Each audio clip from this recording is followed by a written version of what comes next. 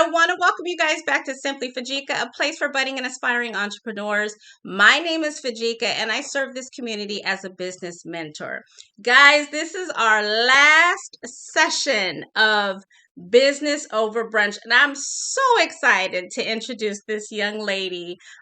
She's got quite a journey to share with you, and so I want to quickly turn it over to her to welcome you, Miss Asheia.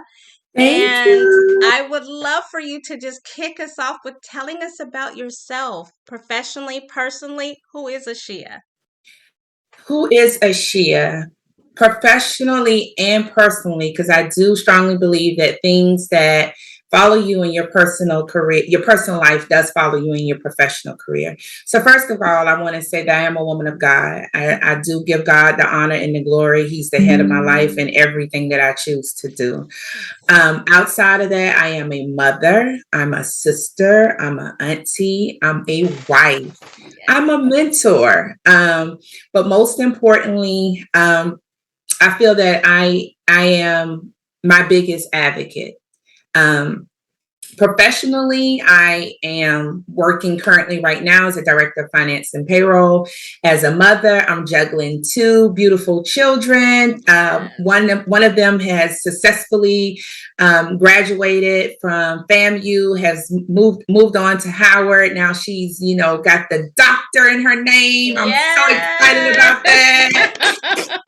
Excited about that. And my one and only number one son, he's down at another HBCU. He's at Fort Valley, and he's pursuing his education over there as an engineer. And then I have my beloved Zoe Marie, your birthday twin. Yes, my birthday twin. My birthday and sugar twin. Right, exactly. She is making her way through her journey. She's doing great things in middle school. Definitely seeing the leadership skill set in her as well. And I'm calling those things out, when I pray and I cover my children. But for who is Asheia? That's me. I'm constantly juggling. Like I said, my family life, my professional life. I'm a caregiver for my mother, my mother's total care. And, I provide for her. And, I just thank God that I am in a position to be able to do the things that I do, for my family, for myself. Outside of that, I love to travel. If you're friends with me on Instagram, you get to live vicariously, through my adventures. And I'm one of those people, if I get, distracted or a little discouraged, I'm clicking and I'm like, okay, let me see what cheap flight I can find. And I go. I'm out of here. I'm out of here, I'm out of here. And so I love to travel. I think traveling does offer me another lens, to be able to see how other people live, how they navigate life. I do try to expose my kids, to those different countries, different cultures, every chance that I get as well. But that's just me. And outside of that, other than that, I'm a vibe. Yes. I'm definitely a vibe. I have to ask you this because, I'm a mother of young children, and I always ask mothers that have successful children that are growing up and just doing their things. Tell us the secret. Like, what can you impart on me as I'm trying to raise mine? Because obviously you did something right. All right. So for me, I was a teenage mother. Okay. I was 17 when I had my first daughter, and I'm very, very, very, very, very, very, very proud of it. I honestly, feel like she saved my life. And I say that all the time. I post about it. Again, like if you're friends with me on Instagram, Facebook, let me say this, if you're fortunate to be my friend on Instagram. Facebook, okay? Right. I am always sharing about my children. But for me, to be honest, Fujica, it was God. I'm gonna be honest. I did what I could when I could. I was young. Having kids doesn't come with a handbook. Right. Of course, I had my mother, but my mother wasn't your traditional mother. She wasn't a mother that stayed home and raised her kids. My mother worked 3 jobs. When I was growing up. I have 3 older sisters, but by the time they became teenagers and graduated from high school, honey, they was gone on with their husbands from the military. So, I was kind of left at home to, figure those things out. And I turned out very well, Yes, you did. But for me, I just always, it was always putting my kids first, Nice. their needs before mine, Before what is your it own. that they need, how can I make life easier, for them? What are some of the things that I can share and that has happened with me in this tiny span of my life? Because remember, I'm only 17, right? So I'm still Yeah. learning too. Yeah. But it's like, what can I share with my daughter, just in this short span that will help catapult her to her next level or help her move to her next journey and not have to endure the things that I did endure Yeah. in those, 17 years of my life or what have you. And so as I got older, of course, things got not easier, but I got a lot wiser, right? Because I'm watching people like you. I'm watching other mothers, I'm listening, I'm digesting things, and I'm saying, what is it, that I want for me and Veronica? Because it was just me and her for 10 years, Yeah. And I think when it came about for me is when I placed her in dance school, right? Because I was like, she needs an outlet. Let me give her something to do. Never thought in a million years that she would be phenomenal at it. Okay. We started out with ballet tap and jazz. Next thing I know, it was ballet tap, jazz, and hip hop. Then it was ballet tap, jazz, hip hop, and point. Then it was ballet tap, jazz, hip hop, point, African. Then it was like, oh, I want to try out for the company. And wow. she competed, with different competitions with different kids around the world. And that allowed her to cultivate who she wanted to be, as an individual. It allowed her to interact with other kids, of all nationalities around the entire world. We used to travel. So I spent a lot of days traveling 75, 78, 85, but it was okay. Yeah. Because I knew at the end of the day that I was investing in her. I was giving her, a gift. And I take it from her instructor, her artistic director, and I give her all the props for that. Her name is Dewana Bell. She's the owner of Norma's Academy of Dance. That's where my daughter got her instruction from, her foundation. And her slogan was, give your child an everlasting gift. Oh, wow. Never thought nothing about it when I read it, right? But as I got older, I'm like, you know what? She really did give my child an everlasting gift, because not only did she, take it through her high school career, when she left to go to FAMU, she was a part of the Mahogany Dance Troupe there. Wow. Something that is in her. Yeah. So maybe 10 years down the line, when she's finished doing whatever it is that she wants to do in her journey, maybe she decides, you know what, I want to retire and I want to open up a dance studio, and I want to give back, to these children what was given to me. But I just make sure I instill, God in them. I instill education, I instill being, respectful.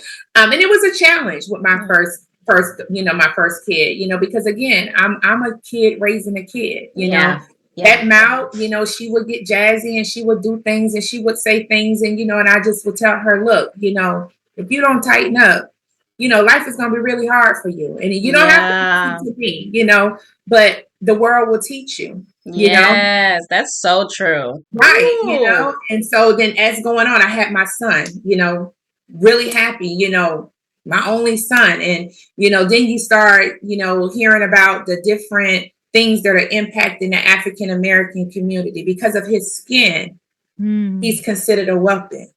Because of the color of his skin, he's considered a threat to society. Because he is a male, he's considered a threat to society. So now I got to shift gears, right? So I got to tell my son, you are who you are, you be who you are, but don't let people take you off this block, okay? Right. And what I mean by that is you choose your friends carefully. You choose situations you want to be in carefully. You choose who you want to surround yourself with. But when I talk to you, I want you to not only listen to me, but I want you to hear me. Right.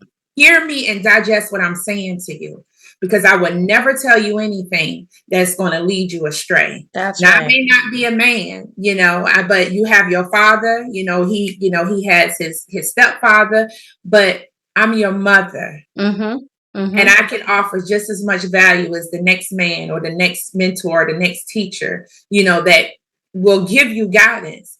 Yeah. But I want you to hear us, because if you don't listen to us, the world will definitely show you They will show better you. than I can tell you. Yes. So when the whole incident with George Floyd played out, he broke down. Never saw my son so engaged in. Wow, I didn't know that. Oh yeah. We talked about it, and and I used to ask him, EJ, did you see what happened? Yeah, I saw what happened. What do you think about it? I don't think anything about it now. So I'm like, okay, he don't want to talk about it. And then finally, we got to talking about it again, and tears was coming down his eyes, and he was like, it's sad. He was like, that was a grown man on TV crying for his mother, and nobody could do anything for him.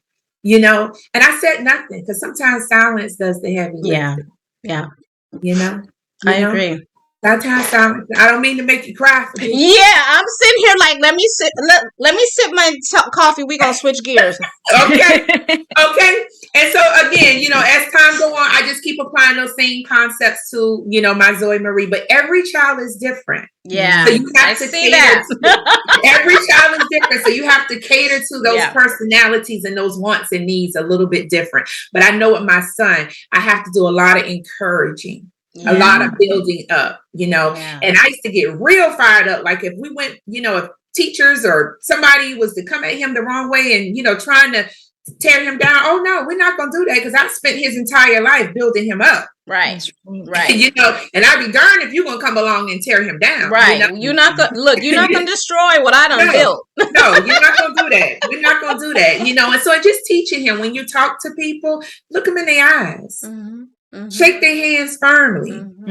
Yes, sir. Yes, ma'am. That's so funny you said that. Soul came home the other day and he said, Mom, I'm really learning to have a firm handshake. Good for him. And it's so funny you said that. I said, that's important, babe, because, you want to make sure so much is said when you look a person in the eye and you shake their hand. And you definitely, people read into you based on that handshake. So I was so proud of him at 13 that he said that to me. I said, wow. I said, hit me with it. And he squeezed my hand. I said, okay. I'm getting confidence from you. Yes. I'm getting that you're sure of yourself. And he said, yes, ma'am. I said, okay, ma'am. Wait. Yeah. Yes, ma'am. Yes, ma'am. So you know what? So thank you for that. I love that. Tell us what led you to your career path, as you've moved up in your career. So you're gonna laugh about this. So I actually started out in nursing school. Okay.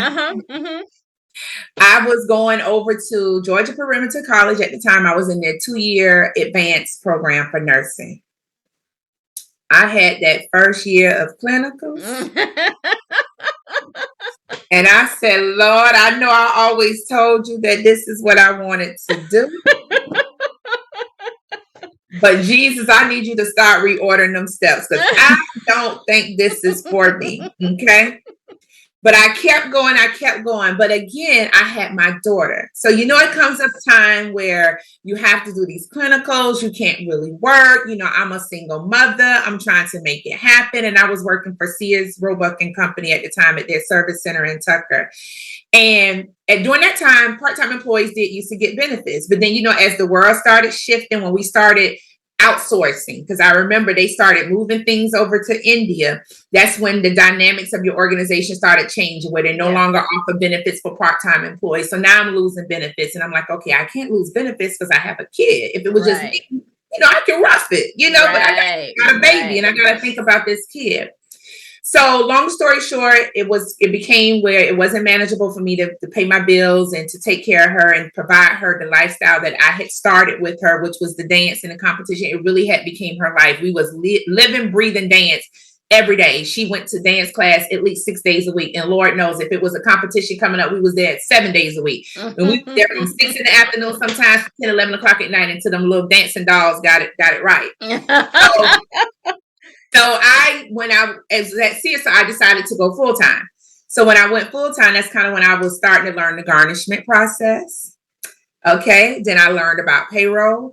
And I said, well, okay, Lord, what can I do? I don't spend all this time with all these classes. What can I do? So I shifted gears. I talked to a counselor and I said, you know what? I'm just going to get my degree in finance and make this work for me.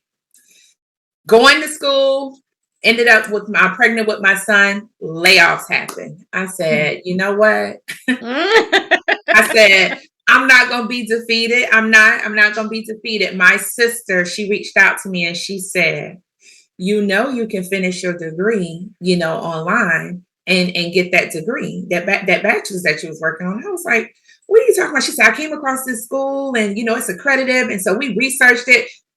Long story short, I got that bachelor's. I went and got that master's. So that's how I ended up in finance. And then I started my career, in payroll. And it just kind of went from there. It went from finance to payroll. And I just kind of been there ever since. Nice.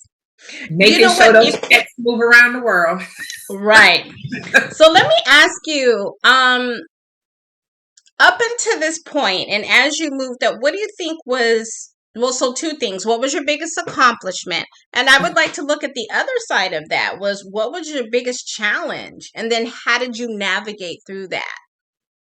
So I would say my biggest accomplishment for me was really finishing those degrees. It was something new at the time, but right now, who would have ever thought? Everybody is online getting the education. Right. I mean, you would have never thought that. Who knew you were a pioneer? Right. Right. So I would say my biggest accomplishment was definitely doing that and raising my kids, during that time, because it's a lot, right?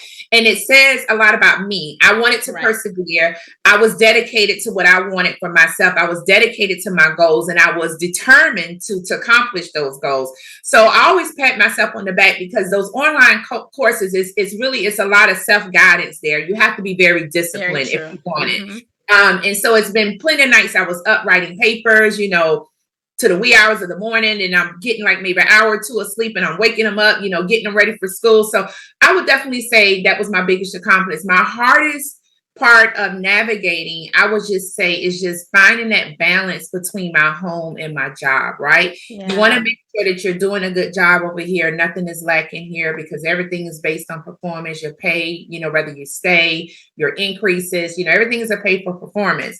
But then over here, you may have been up all night with a kid that had a fever, or a ache, or, just not feeling well, or completing a paper, but you still had to get up, put that smile on your face. Yep. And make it happen. Yep. So I would say just navigate and being able to keep a balance between my family and my home, and just being a woman in leadership. Yeah.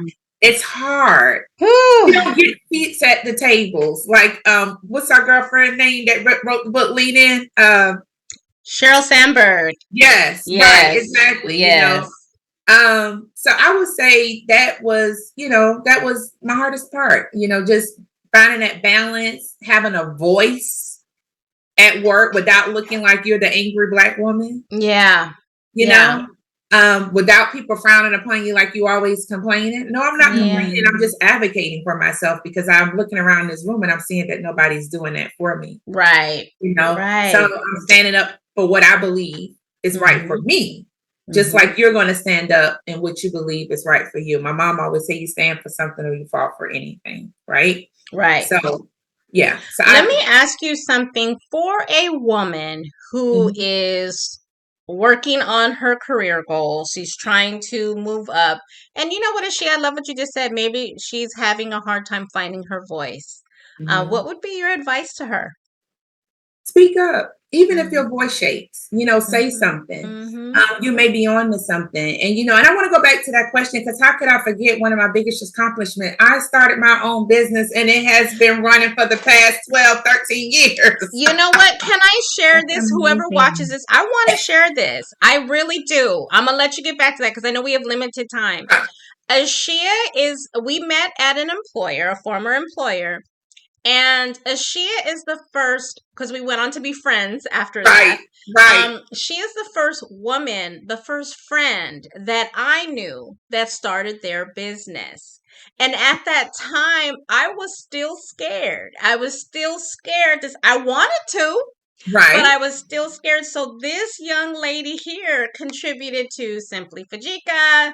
She contributed to Polino Logistics just Yo. because she showed me action. Because it's one thing to talk about it, but for me to see her be about it, it really lit a fire in me like, oh, I guess I can do it too. But so go ahead. Absolutely. I just want to share that with you. Absolutely. Yeah. I'm like, how can I forget that? But yeah, so, I started my business and it has been flourishing. I don't have a million followers. I'm not a social media person. What I am a social media person. I really feel like I need to spend some more time, getting those followers up on my business page. However, that's another story, another time, for another day. But I have returning customers. I have Yes. long-time customers, and my business really has been built on word of mouth. Honestly, Yes. before the Instagram, before the TikTok, before the Facebook, it really has been built on the word of mouth. I do have a partner that works with me.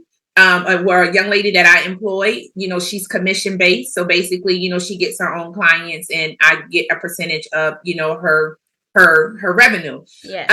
And I think this next year I'm looking to do something a little different. And I know my sister Fujica always telling me, why aren't you pouring into that business the way that you pour into other people's businesses? And I'm like, I don't know, Fujica, I don't know.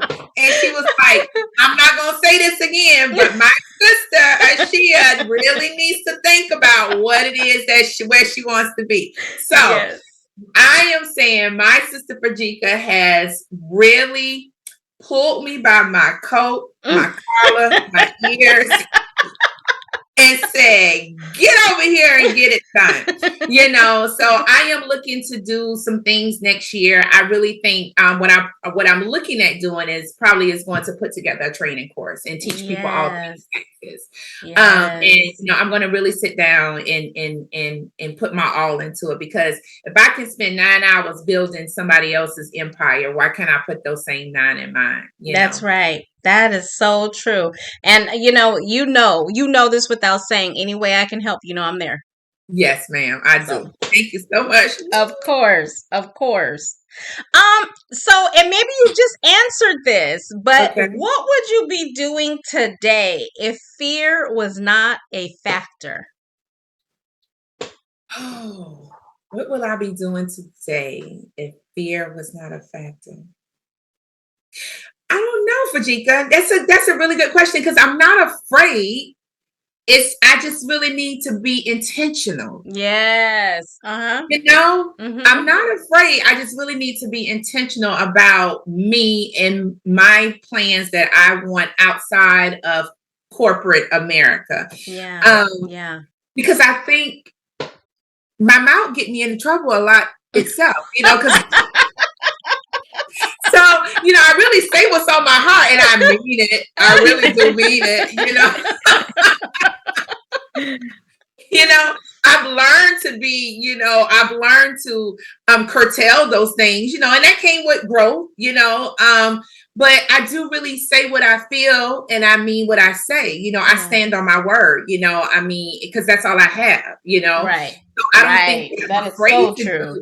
I just don't think that I'm afraid to do it. It's just that I'm not intentional enough. And I really need to get intentional about doing it, because I think if I was intentional, we probably would be sitting somewhere, on nice little yacht with some mimosas, talking business, of course, got a portfolio of things, I really feel like, that's where I would be, really just having a lot of more business meetings, building that portfolio. I probably would be a millionaire by now. I just need, and I'm sure I could have been a millionaire by now. Yeah. People tell me all the time, people who I come in contact with, they just, they are in awe about the things that I do, because they see a certain side of me. But then when you talk to me and get to know me as an individual and who I am, I'm about that business. You about that business, that's for sure. I'm about that business. Okay, so I just think I just need to be intentional. I inspired, my husband to go out on his own, and right now I'm going to help him build his website, get his logo together, and get him some people hired because, my husband think he can do it all. And I was like, no, you can't do it all. Right. You got to share, you got to share. So I have some things on my plate for fourth quarter that I will be working for FY23 for me, So I just think I just need to be intentional, honestly. I love that answer because you already know. I mean, I'm a fan. Yeah. But I always say you have so many talents and so many gifts, and it really is just about you deciding. It really is. Yesenia, do you have any questions? No, actually not. Not for this interview. Everything was great. Everything was great. Do you have any final thoughts? Because we are being respectful of your time. Oh, you're so sweet. My final thoughts, I just want to say thank you, Fujica, for having me on your platform. Again, who would have known? We always talk about when I did get hired at that employer, how she called me. And I think I don't know if I shared it with you, Yesenia, but she called me back and I was like, oh, so now y'all want me to come over there when the other person didn't work out. And that's what I'm saying. And before I knew it, this came out of my mouth. And this is my, manager, And then I was like, I'm so sorry, and I think one time she was asking me, I think we was planning my arrangements to come to training. Yeah. And I sent her something and I texted her back, Yesenia, I said, LMAO. And I was like, oh, I'm so sorry. And she was like, it's okay because I'm LAMAO too. And I was but I just want to say thank you, Fujica. You've been more than just my previous manager. A mentor. You're my sister in Christ. I really feel like, God placed you in my path for a reason. We say people come into your path for a reason and a season, but I think you were both the reason and a season, and our seasons continue to get stronger. That's for sure. And people would not even think when I was talking to my girlfriend yesterday, she was like, "What is she?" I said, "Girl, you wouldn't believe she live in California." I said, but that's my sister. That's my sister. I don't care. Nobody say that's my sister. Yeah, I said, that's my sister. I said, if I need to go to the throne of grace, I can text her and say, hey, you got a minute?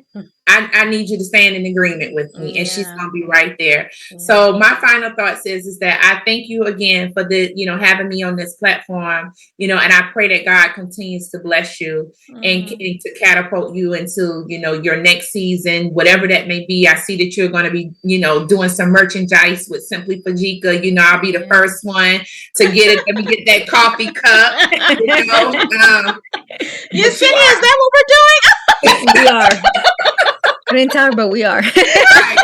I mean, you have been a blessing to me in more than one way that Fujica. Wow. Even right now to this day, that the storms that I continue to weather, like you are still there and you are constantly reminding me that I just need to decide and do it. Yeah. And I'm going to do that. I'm going to decide. I'm going to do it. And so I just want to say thank you. I love you. I love you. I love you. And I just thank you so much. Listen, girl, she tried it, Yesenia. She tried me and she knows I'm red. She knows I will cry at the drop. Yes. But Fujica has been a blessing to me in more than one way that she knows. She really, really, really has. And so I thank God for that time that we spent, at our previous employer, I because really do. You went from a manager to a friend to, like I said, my sister in Christ. And I'm very grateful and thankful for that. Oh my gosh. The feeling is so mutual. This is all that I needed from you, and that was the whole point of this series. And it's so beautiful that you get to close this series out. I think you are that example of persevering. If you are in it and you're intentional about your own life, of course things are going to work out. Of course they are. And so I have admired you from afar and up close. And I'm so thankful that I can call you friend.